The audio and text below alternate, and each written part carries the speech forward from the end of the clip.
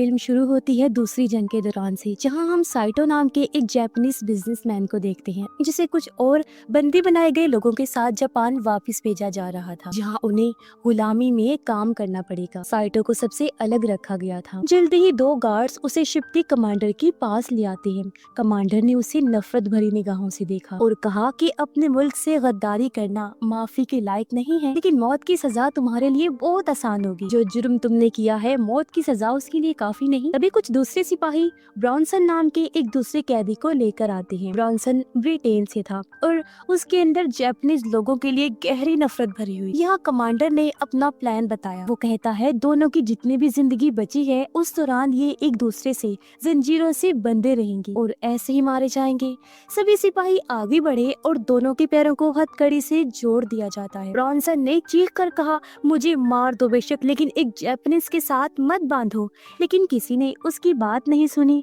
ऐसा लग रहा था जैसे अब यही उनकी किस्मत। पर अचानक दुश्मनों का हमला हो जाता है। जहाज पर गोलियां चलने लगी और जितने भी लोगों को वहां बंदी बना के रखा गया था सब बगावत पर उतर आते हैं। इस हंगामे के दौरान ब्रॉन्सन और साइटो मौका देखकर भागने लगे और सिपाहियों से भी लड़ते। फिर एक सबमरीन जहाज के करीब आकर उस पर मिसाइल चला देती है। इस अचानक हुए हमले में सब लोग मारे गए।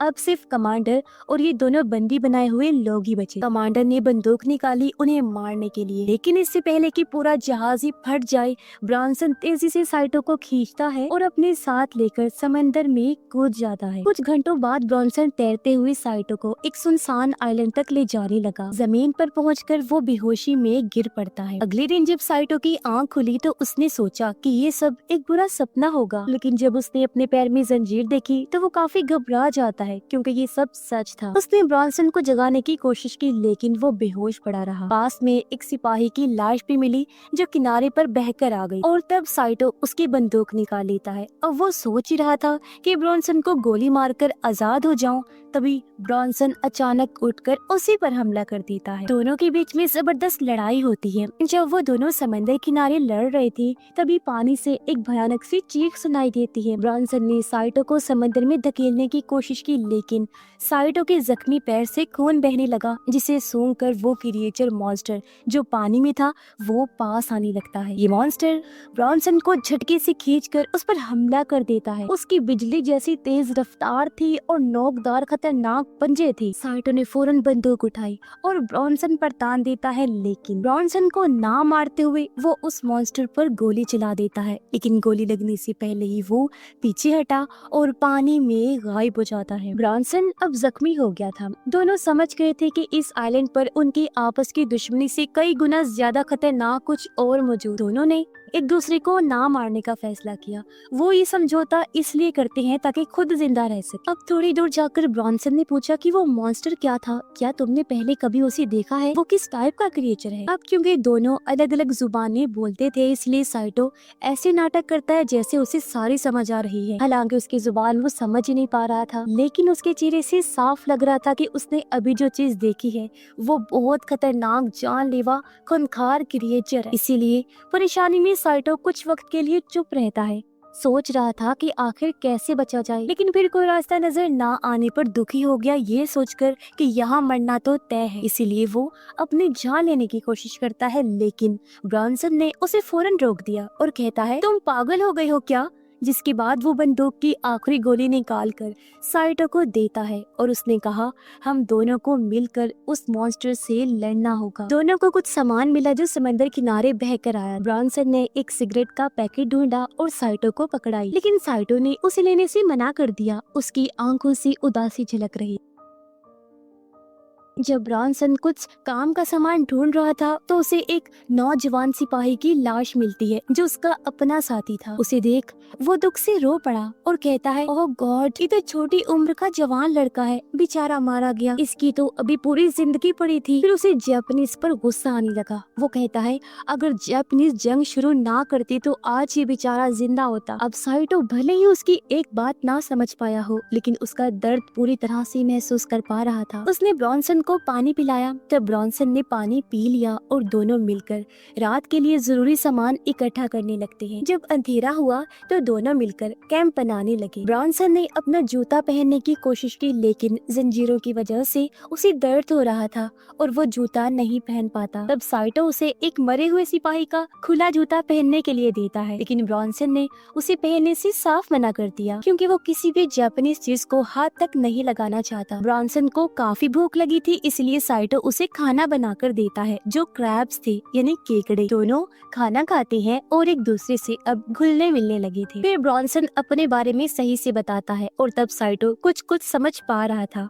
वो उसका नाम भी लेना सीख गया था। फिर साइटो ने भी अपने बारे में बताया। ब्रॉन्सन ने पूछा कि हम इन जंजीरों का क्या करें, लेकिन साइटो चुप रहा। बाद में ब्रॉन्सन ने एक हथियार बनाया ताकि चैन काटी जा सके। उसने कोशिश की लेकिन वो कामयाब नहीं हुआ। तभी साइटो ने चेन के कमजोर हिस्सों की तरफ अपने पैर से इशारा करते हुए जापानी जुबान में कुछ कहा। ब्रॉन्सन समझ नहीं पाया, लेकिन उसका इशारा देखकर उसने सोचा कि मुझे कोशिश करनी चाहिए और 2 बार करते ही चैन ढीली पड़ गई। अब ब्रॉन्सन की बारी थी और साइटो हथियार मांगता है, जिससे ब्रॉन्सन थोड़ा घबरा गया, लेकिन फिर भी उसने भरोसा किया। जब साइटो ब्रॉन्सन के पैर के पास चेन पर मारने लगा तो ब्रॉन्सन ने कहा कि भाई मुझे तो बहुत डर लग रहा है, मुझसे नहीं देखा जा रहा, मैं तो अपनी आंखें बंद कर लेता हूँ। जो सुनकर साइटो हंसने लगता है। फिर एक ही बार में उसने ब्रॉन्सन को आजाद कर दिया। दोनों ये देखकर खुश हो जाते हैं कि हम आजाद भी हो गए और चोट भी नहीं लगी। वो खुशी में झूम ही रहे थे, लेकिन उनकी आवाज ने अंधेरे में छुपी हुई किसी चीज का ध्यान खींच लिया। साइटो को महसूस हुआ कि कोई चीज उनके पास आ रही है और दोनों अलर्ट हो गए। दोनों हथियार उठाकर चेक करने जाते हैं, जहाँ उन्हें पैरों के निशान तो मिले, लेकिन पीछे से आ रही आवाज ने उनका ध्यान खींच लिया। जब उन्होंने पलटकर देखा तो पता चला कि ये तो 2 जापानी फौजी हैं, जिनके साथ एक कैदी भी है। ब्रॉन्सन को शक हुआ कि साइटो अब उसका साथ नहीं देगा, लेकिन साइटो ने ब्रॉन्सन का भरोसा जीतने के लिए उसे अपना हथियार देते हुए कहा कि जल्दी से छुप जाओ। साइटो वहीं रुक जाता है और उसने देखा कि खाना उबल रहा है। तभी एक फौजी को खुशबू आई और वो देखने के लिए आगे बढ़ने लगा, पर तभी उसके सामने साइटो आ जाता है। उसने फौरन कहा कि प्लीज गोली मत चलाना, जबकि ब्रॉन्सन दूर से ये सब देख रहा था। और फौजियों को ये नहीं पता था कि साइटो को गद्दार कहा गया था, इसीलिए वो उस पर भरोसा कर लेते हैं। लेकिन वहाँ ब्रॉन्सन ये नहीं जानता था कि असली खतरा उसके बिल्कुल पीछे है। अब साइटो ने अपने पुराने साथियों से पूछा कि क्या कोई बचा है, तो वो जवाब देते हैं कि सिर्फ हम लोग ही बचे हैं, क्योंकि हमने लाइफ जैकेट पहनी हुई थी, जबकि बाकी सब लोग डूबकर मारे गए। अब जल्द ही ब्रॉन्सन को एहसास हुआ कि समंदर का वो क्रिएचर मेरे पीछे है, जिससे वो इतना डर जाता है कि अपनी आंखें बंद कर लेता है। उसे कुछ भी समझ नहीं आ रहा था कि क्या करना चाहिए, लेकिन जब उसने दोबारा आंखें खोली तो देखा कि वो डरावना क्रिएचर वहाँ से गायब हो चुका है। अब जापानी फौजी साइटो से पूछताछ कर रहे थे कि क्या पक्का यहाँ पर कोई और नहीं है ना। साइटो ने कहा कि हाँ, सिर्फ मैं अकेला बचा। लेकिन सिपाहियों को शक हो गया कि यहाँ और कोई भी है, क्योंकि उन्हें ब्रॉन्सन के वहाँ होने के कुछ सुराग मिल गए थे, जैसे कि उसका सामान, कपड़े वगैरह। इसीलिए फौजी अपनी तलवार लेकर उठा और कहने लगा कि जहाज डूबने से पहले एक अफवाह उड़ी कि एक गद्दार और एक दुश्मन को एक साथ जंजीर से बांध दिया गया है। और अब जब उन्होंने साइटो के पैर से कपड़ा हटाया तो चोट देखकर वो समझ जाते हैं कि साइटो ही वो गद्दार है। तो फौजी उससे कहता है कि अब बता वो दुश्मन कहाँ है। साइटो ने कहा वो मर चुका है, और उसने एक कब्र की तरफ इशारा किया जहाँ उन लोगों ने ब्रॉन्सन के दोस्त को दफनाया था, यानी उसी नौजवान साथी को।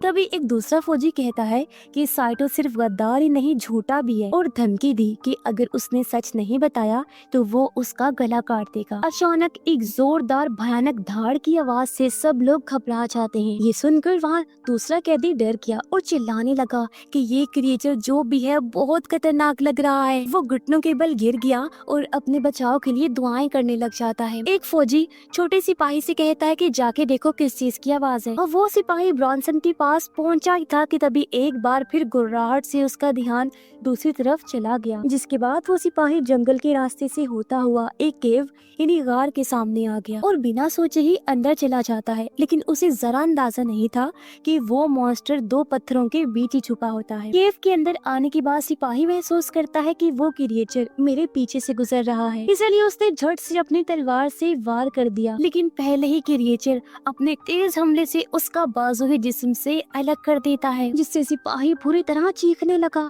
जिसकी आवाज पूरे आइलैंड में गूंज उठती है। उसकी आवाज सुनकर दूसरे सिपाही ने सोचा कि ये साइटो की वजह से हुआ है, तो वो उसे मारने लगता है, लेकिन ब्रॉन्सन ने उस पर वार करके उसे ही जख्मी कर दिया। अब ब्रॉन्सन उस पर गोली चलाने ही वाला था कि तभी क्रिएचर ने उस सिपाही का सर तोड़कर जिस्म से अलग कर दिया और उन लोगों की तरफ फेंक देता है, साथ ही जोर से धाड़ता भी है, जिससे वो डर जाते हैं और दोनों साइड में जाकर छुप गए।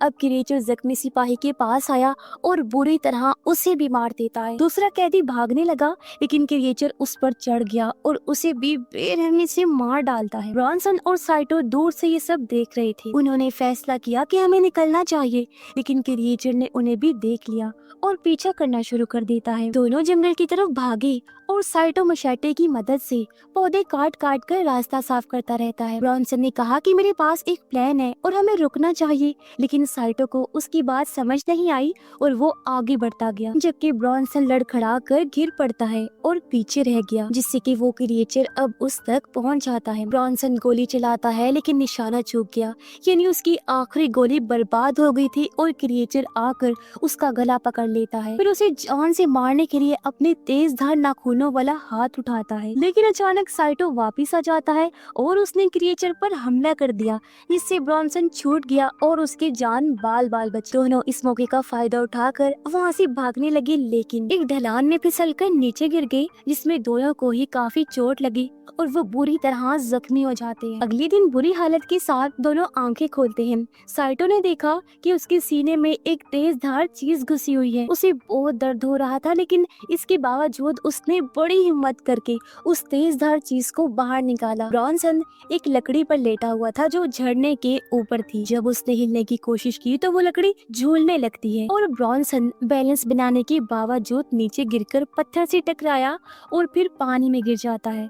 फिर बड़ी मुश्किल से तैरकर किनारे पर आ जाता है, जबकि उधर साइटो को मरे हुए सिपाही की तलवार मिली। दोनों अलग हो चुके थे और नदी के साथ साथ चल रहे। झरने के ऊपर से उस क्रिएचर ने एक बार फिर दिल दहला देने वाली चीख मारी, जिससे ये दोनों भी सुन लेते हैं और काफी घबरा जाते हैं। अब साइटो नदी से पानी पीने के बाद अपने साथी ब्रॉन्सन को ढूंढने के लिए निकल पड़ता है। ब्रॉन्सन भी ऊपर चढ़ गया और लाख मुश्किलों के बाद भी वो लगातार आगे बढ़ता रहता है। ऐसे ही शाम होने लगी और हालांकि दोनों एक दूसरे को ढूंढने की बहुत कोशिश कर रहे थे, लेकिन मिल नहीं पाते। इसी बीच ब्रॉन्सन झरने पर पहुंच गया और सोचा कि थोड़ा आराम कर ले, लेकिन तभी उसे अपने सांस से किसी चीज की आवाज आई और जब उसने गर्दन मोड़कर देखा तो वहाँ एक काफी बड़ा मगरमच्छ था। अब कोई चारा ना देखकर वो बिना हिले शांत लेटा रहा। मगरमच्छ ने सिर्फ देखा और फिर पानी में लौट कर चला जाता है।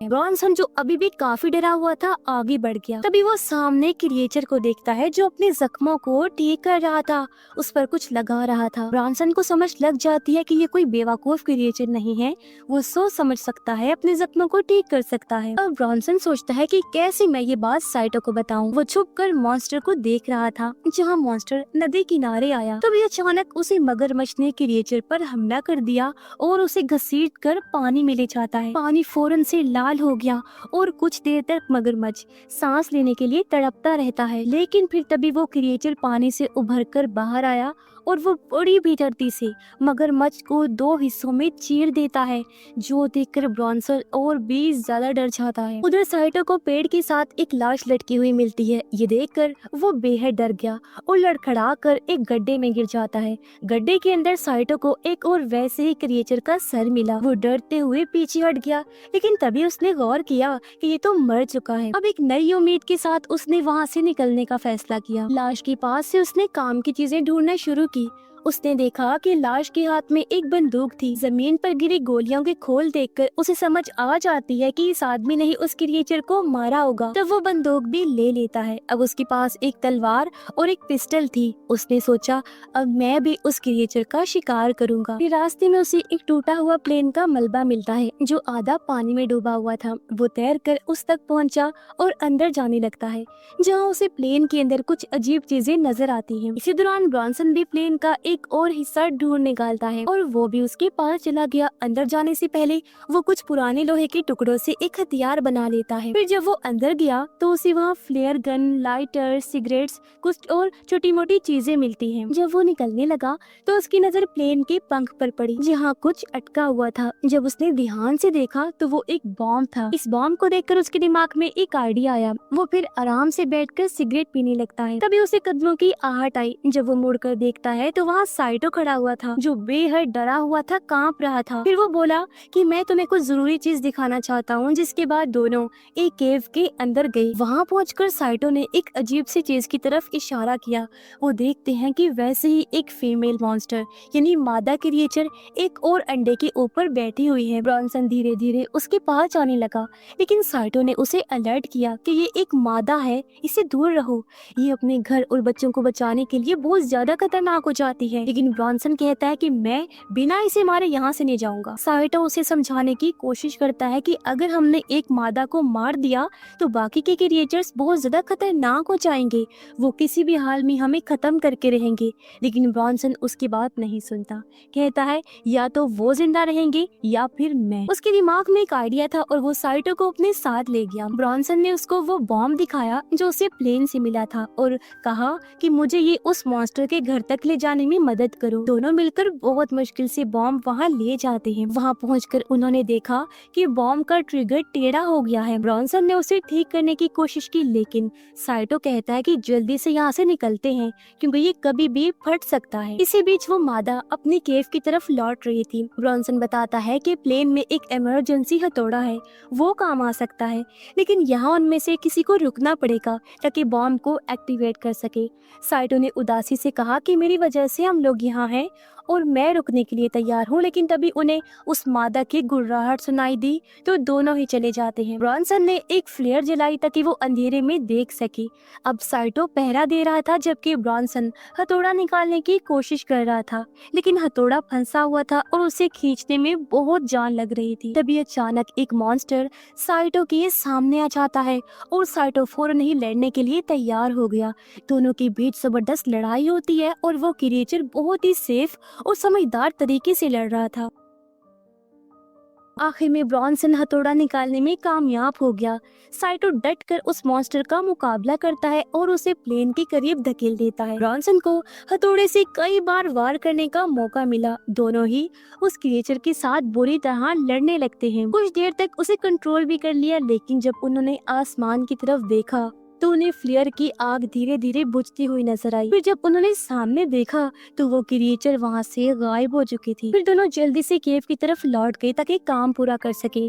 साइटो एक बार फिर पहरा देने लगा जबकि ब्रॉन्सन बॉम्ब को ठीक करने की कोशिश कर रहा था। जैसे ही वो ठीक हुआ, क्रिएचर भी पीछे से हमला कर देता है, लेकिन साइटो भी फौरन से क्रिएचर के सीने में छुरा घोंप देता है और वो उसका सर काटने ही वाला था कि तभी क्रिएचर उसे दीवार की तरफ धकेल देता है और एक बार फिर ब्रॉन्सन पर हमला कर देता है। उसने ब्रॉन्सन को भी बुरी तरह मार कर जख्मी कर दिया था, लेकिन साइटो ने जैसे तैसे अपनी हिम्मत जुटाई, उठा और अपने गन लेकर सीधा क्रिएचर की आंख में गोली मार देता है, जिससे हुआ ये कि वो क्रिएचर ब्रॉन्सन को छोड़ देता है। साइटो ने दोबारा गोली चलाई लेकिन निशाना चूक गया, इसीलिए उसने निशाना बदला और उस क्रिएचर की अंडे पर गोली चला दी। अंडे में धमाका होने से उस मादा का एक बच्चा जमीन पर गिर जाता है, जो देखकर वो गुस्से से पागल हो जाती है। साइटो अपने दोस्त की मदद करने के लिए दौड़ा, लेकिन ब्रॉन्सन काफी बुरी तरह जख्मी हो गया था। उसने अपनी सारी चीजें साइटो को दी और कहा कि जल्दी से निकलो यहाँ से,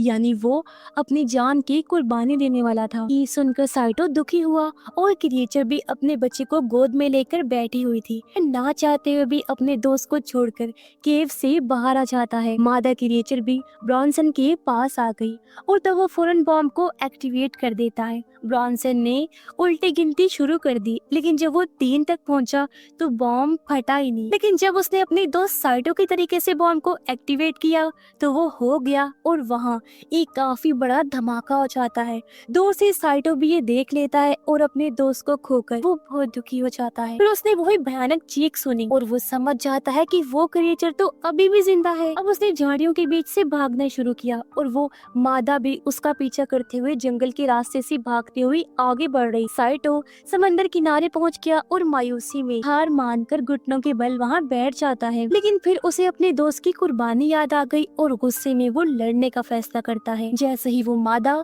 समंदर किनारे पहुंची और देखा कि कोई घुटनों पर बैठा है तो वो एक ही झटके में उस पर झपट पड़ती है। लेकिन वो एक जाल थी और अब साइटो गुस्से में रेत से बाहर निकल आया और उस क्रिएचर के सामने खड़ा हो जाता है। उसने क्रिएचर पर जोरदार वार किया लेकिन खुद भी बुरी तरह जख्मी हो जाता है। उसने हार नहीं मानी और क्रिएचर का सामना करने के लिए दोबारा खड़ा हो गया। उसने मादा को ये कहकर भड़काया, मार दिया ना तेरे बच्चों को, अब आजा। और जैसे उसने साइटो पर वार किया, साइटो उसके पेट को एक ही वार में चीर के रख देता है, जिससे मादा जख्मी होकर नीचे गिर पड़ी। साइटो उस कमजोर पड़ चुकी मादा के पास गया और उसे बिल्कुल खत्म करने के लिए अपनी तलवार निकाल लेता है। लेकिन उसे मारने की बजाय उसने वो तलवार उसके पास ही जमीन में गाड़ दी और कुछ कदम पीछे हटकर एक फ्लेयर गन उठाने लगा। तभी उसे जंगल की तरफ से कुछ और आवाजें आई और वो समंदर की तरफ चल देता है। वो गन से आग जलाने की कोशिश करता है लेकिन फ्लेयर टूटा हुआ था, यानी उसकी आखिरी उम्मीद भी टूट गई। अब वो पूरी तरह थका हारा